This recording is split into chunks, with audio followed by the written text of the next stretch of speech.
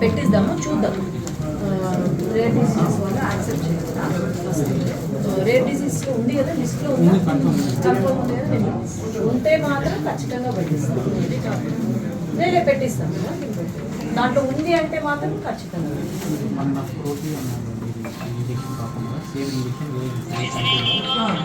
అది ఒకసారి గణేష్ నెంబర్ ఉందా?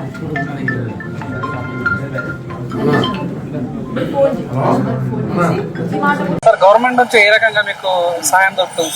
ఫస్ట్ నుంచి బయట చెప్పి నేను సపోర్ట్ తీసుకున్నాను. ఆ మోటివ్ అంతా ఒకటే అండి, నా కోరిక అంతా ఒకటి, ఎలాగైనా నా పాపను కాపాడుకోవాలని.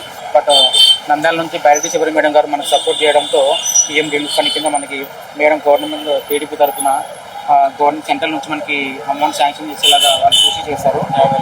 దగ్గర 50 లక్షలండి పీఎం రిలీఫ్ ఫండ్ 50 లక్షల దాకా మనకి అమౌంట్ చేశారు. దీని రిజిస్ట్రేషన్ కోసం ఇప్పుడు నేను హైదరాబాద్కి వచ్చాను.